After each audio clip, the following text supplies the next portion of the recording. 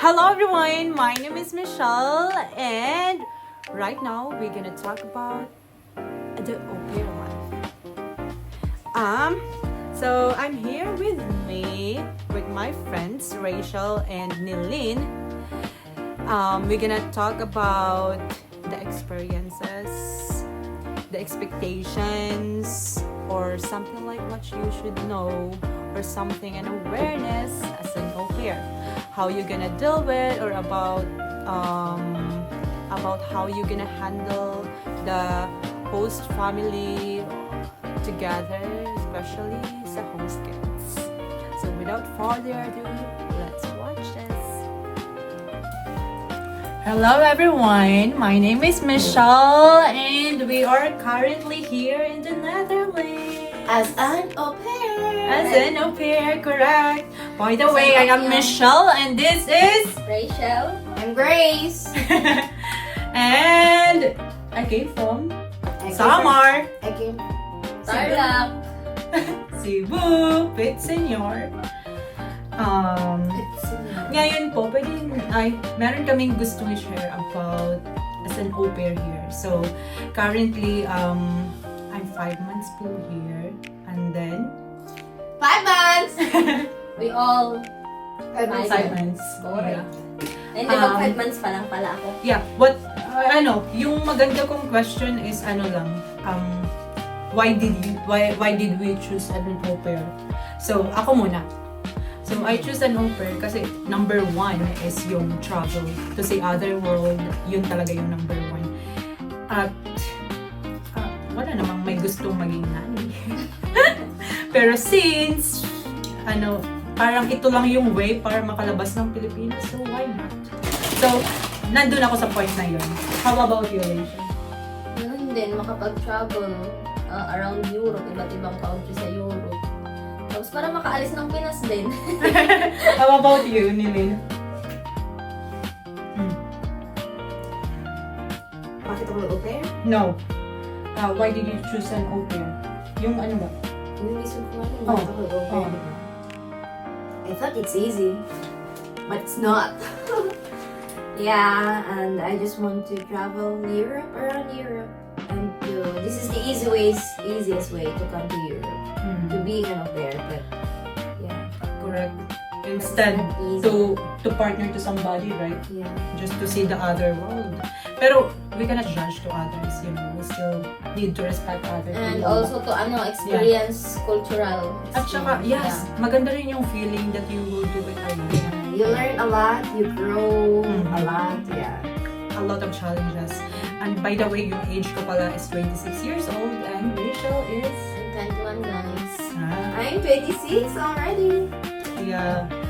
Being 26, parang nandun na, kaya pa ba natin pumasok sa as an au pair ba? Because it's very nandun na tayo sa last. Yeah. Pero to those who aspirants na 26 na yung edad, you need to forget about the au pair. No. Look other thing. If they will choose it, in Netherlands. But for me kasi di ba, yung parang nagkukuha ng au pair is from the Netherlands. Yeah, most. And then in Philippines, di ba? Yeah. They can be an au pair but not in Netherlands when they already 26 years old. Did you also hear na sa Denmark, are they something Denmark, like willing to also, from Philippines? They're just getting here in Netherlands, di Yeah, ba? most of the time we get au pair from the Philippines. Correct. Ako naman, next question, meron ba kayong regrets? Maybe the only regret is not choosing the right host. Yeah. And just saying yes. So, because I thought it's gonna work out. But it's not that easy. Being au pair is not for the weak. Correct. Correct na rin. Yung may mahina kang loob, wag mo na lang i-try, guys. Kailangan talaga dito ng pangmalakasang isang balding luha, day! Pangmalakasang pakikipag balagbagan araw-araw sa mga malditang nanay. Dapat mataas yung pasensya mo. Lunukin mo ang pride mo. Dapat, Mm. I think the adjustment is more on au pair than the host. Yeah. Host man lang ang problema ng pagiging off yung... Mm.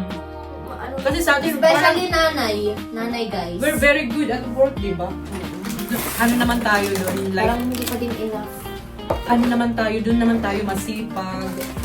Pero yung one of the challenges also is that taking care of the kids. Yeah, and also their culture. And also the attitude of the children here. Yeah, It's not that easy. Yeah, mahirap. As in. Kasi to the point na magagalit ka na sa isang bagay kasi dahil yung mga random na mga ginagawa nila. Yung gusto mo na magalit, ay kung pamangkin ko lang to, ang sarap. Pero bawal And then, hindi. kailangan mo din maging madiskarte kung paano mo makuha loob nila para sa pagka nagka-tantrum sila, ganun ba? Hindi, parang kuha mo na yung kiliti ng pag-tantrums nila. Ako, Kailangan nagkalat aralin. ako.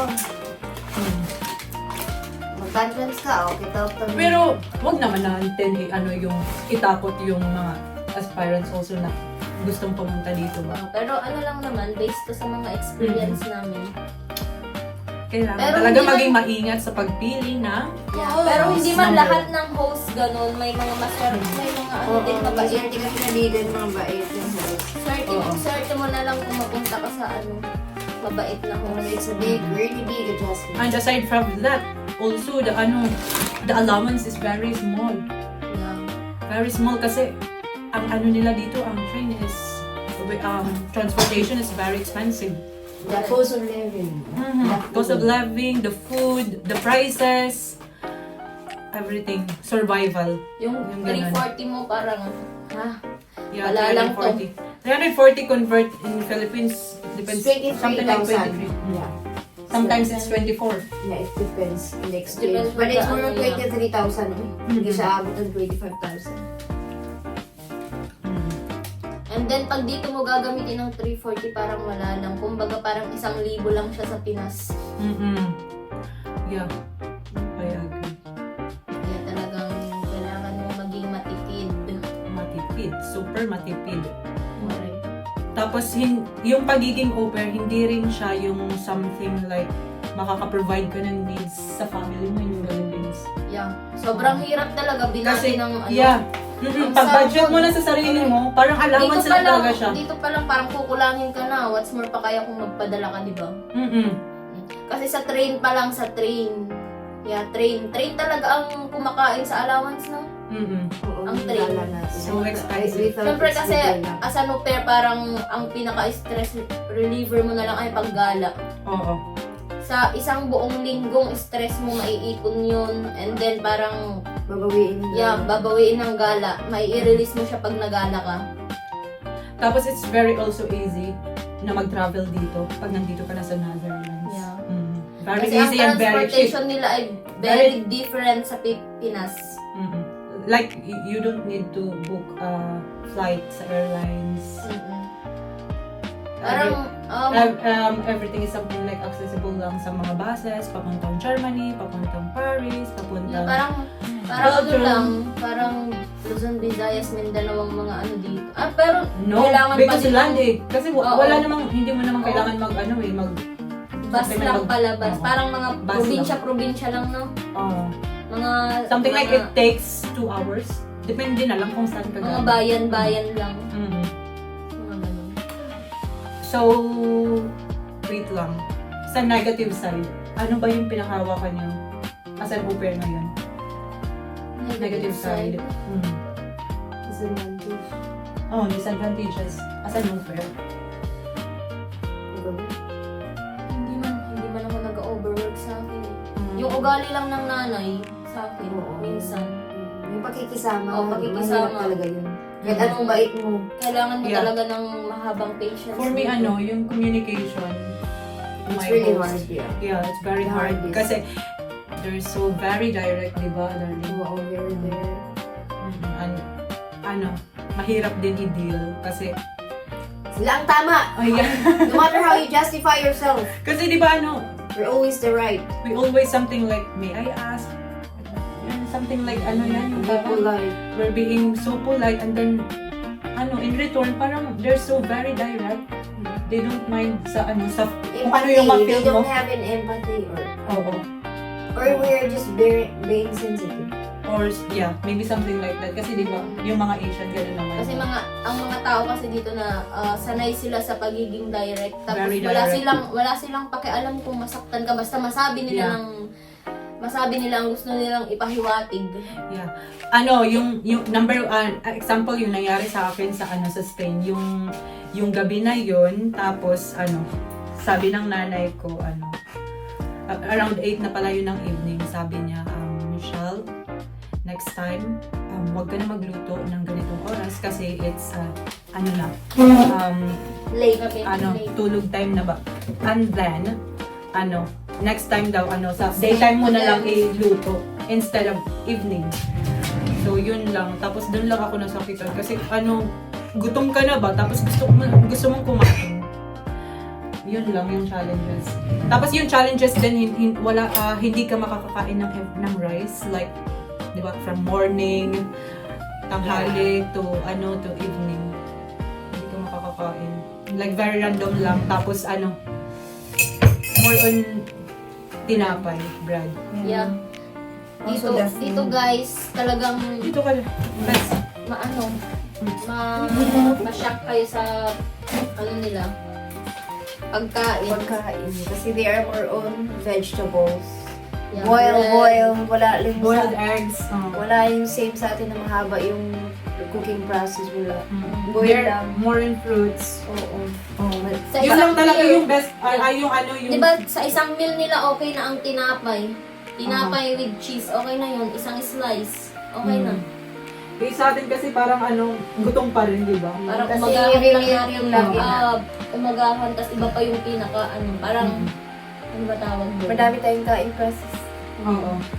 Breakfast, Yes. snacks. Nakakagutom talaga. Nakakagutom ang Europe. Sa una ako, pero Nakakagutom talaga siya. masasanay kang, Oo, masasanay ka kung... Pero yung bread naman nila, parang nakakabusog naman din. pero mabilis ka man lang din magutom.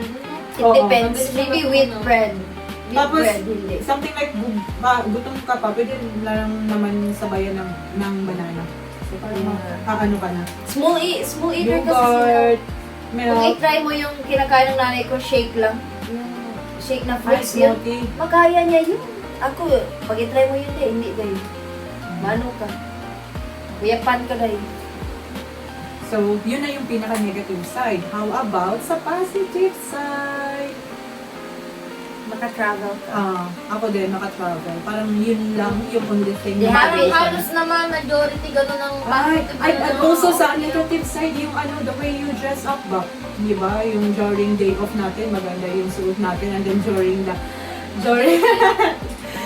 during sa pag-duty, very Very you, yeah. very simple. So, like, yung life mo dito is Cinderella. Cinderella. Like, Semi-yoya. very simple, the way you dress up. Hindi ka yung, Nag-duty. parang nasa bahay ka lang. No need to put makeup. Pag yung masyashock yung host, pag lumabas ka, parang sobrang ganda mo. Hindi ganito mukha mo sa akin. Dapat lang. Sino ba papagandahan? Oo. Pero, Oo. makikita mo talaga na mga OOTD talaga yung mga yung mga Oo. couple. Pero Yeah. they deserve naman, we deserve it. Kasi dalaga tayo eh. Parang doon lang natin ipinapalabas yung natin. Yung pagod attitude. natin din yung pagod. Oo. O doon tayo masaya. Oo. Sobrang Tapos, pagod ng whole week natin. the way we dress up, parang natin yun eh, pinaghahandaan. Pinaghahandaan, di ba? Kasi ang mga Pilipino, mahilig sa picture. Pangit naman yun yung magiging very... Lalabas ka tayo. na nga lang, napaka-opyang pa ba ang itsura? Dapat Diba? maganda tayo. Pero alam mo, Exactly. nakakaano talaga. Mixed emotions talaga. Homesick, yung sa family, about sa family. Mamimiss house, mo, family. Lalo na talaga sa mga first week. About first also month. sa schedule, di ba? No time difference. Oo. Kailangan mo talagang mag-adjust. Very adjust. Oo. Tapos parang sila yung number one priority. Exactly. Yep. Pero hindi man nila lahat, guys. Aha. Iba lang. Meron pa rin mga Iba. mabubuting mga au pair. Kaya, yung ano lang dito, yung point is that maghanap ka ng host. Kamatch mo talaga. Huwag Oo, ka lang yung yes, kamatch. yes, Oo. para lang makapunta dito. Oo. Pero for somehow din, maintindihan mo rin eh. Kasi, di ba, lalo na sa age, yung, lalo na rin sa pressure sa ano sa environment o sa society na ano, ay mabuti pa si someone nakapunta na siya doon.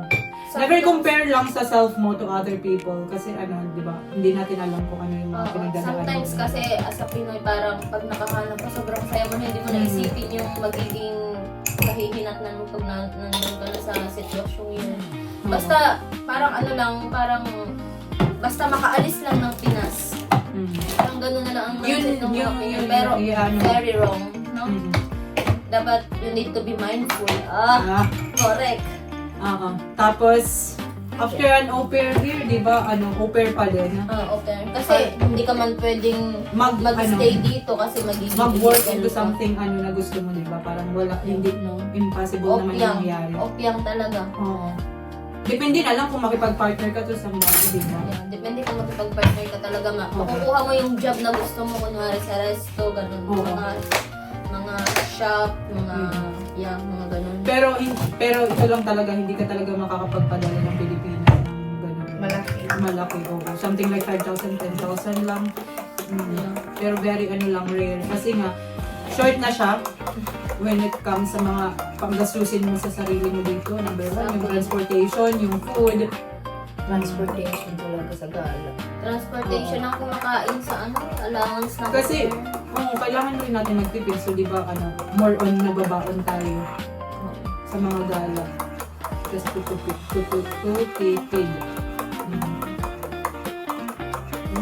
Pero, self-growth. Kung self-growth lang yung hahanapin I'm mo. happy with the experience. Oo. Despite of some shitty things happen. Kahit maraming luha. Pero maganda rin sa feeling yung makakahanap ka ng friend mo na totoo. Just like this.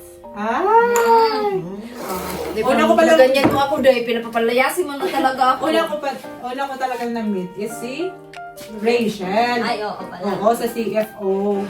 Yes, yes. And then, later, nagkasabayan kami sa airport. Airport, yes. Airplane. Hindi, airport yun kasi nakalapag na. Pero minamatyagan talaga ka sa China pa lang. Sabi ko, parang Pinoy talaga Sa yun. China Tapos, kayo nag-meet? oo. Hindi sa Cebu? Hindi. Hindi. Sa China, sabi ko, parang Pinay yun. Tapos may envelope. Sabi ko, parang Uber yun. Kasi, kung merong envelope, Saan ka tapos punta? may kasawang partner, Saan ka punta? Sabi mo. Sabi ko, Amsterdam. Oh, Amsterdam din ako. Open ka ba? Oo, open ako. Anong agency mo? Ganun. Ako yung first move. Oh, dapat lang. Oo. Pero at least meron tayong, di ba, bonding for the 6 hours na nag-stay sa airport. Di ba 7? 7 hours na atong layover. I think 6. Tapos wala kaming binili sa China. Kasi wala kaming China money. Ano ba yung tawag? Tapos meron din minimum na like malaki nga. Oo. Para sa 10,000 pesos yung ipa-exchange. which is hindi naman worth it. Kaya kakain na lang ng mga biscuit. Kaya sa mga may balak mag-over, magbakon kayo ng biscuit na makakain nyo sa layover. Magbakon kayo ng kanin kung gusto nyo. Ng fruits. Ng burger. Ng Jollibee. Oh, wala okay. Jollibee. Burger. Burger. Okay. Yung masinasimahan. Yun lang. So ano pa ba yung other things Wala naman. to give advice sa mga aspirants? Yung ma-advise ko lang yun lang. Tumingin na dapat match. Lalo na sa pinagdaanan mo. Ito pala siya is a rematch. Yeah! Huwag Pangalawang niyo verse na tularan. Huwag niyo tularan. Kinakakapitan niya. Diba? Willing ka ba i-share Huwag kung na. ano nangyari sa first? Huwag. Kasi iyak pa.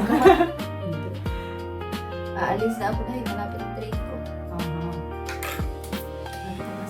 So yun, maybe next time na lang. ang part 2. Hey, Rachel! Mm. Do you want to say something more? Sabi mo na lahat dahil. Wala na. Wala na. Next time ulit guys, part 2. Part 2. Kung Share, ano yung mga share. questions nyo, Yeah.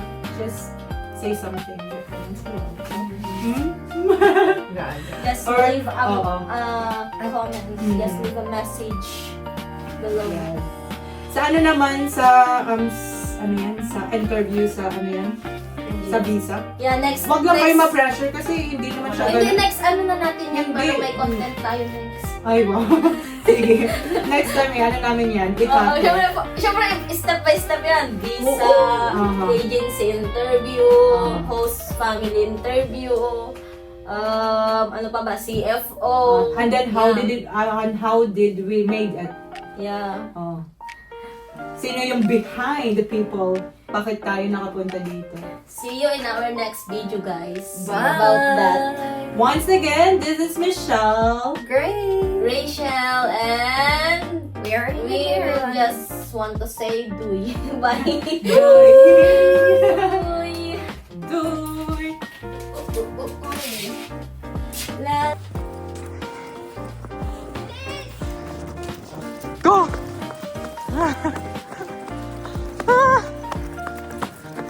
Alam, grabe, wow. Para tayong para-para. Sino ba siya? Sino ba dyan? Nilamig yan. Limited na lang kasi. Kita natin. Grabe, huwag ka naman mag-derma meets. Parang